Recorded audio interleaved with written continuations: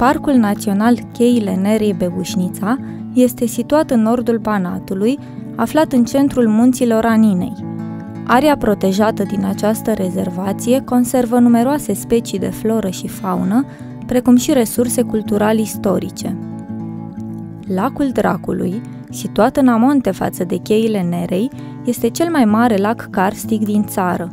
Are o culoare aparentă albastru-verzuie, diametrul de 20 de metri și o adâncime de 9,3 metri. Științific, lacul este format prin prăbușirea tavanului unei peșteri, dar legenda spune că diavolul însuși se zvârcolește în adâncuri. Cheile Nerei sunt înguste, sălbatice, dar și cele mai lungi din țară, întinzându-se pe o porțiune de aproximativ 20 de kilometri.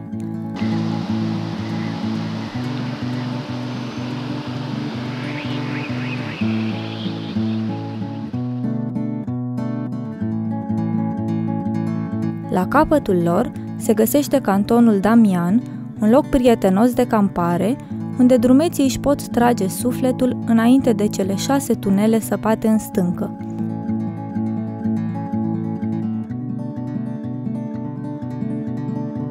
Tunelele încep odată cu părăsirea drumului forestier, după podul Bei, și sunt situate de-a lungul Nerei.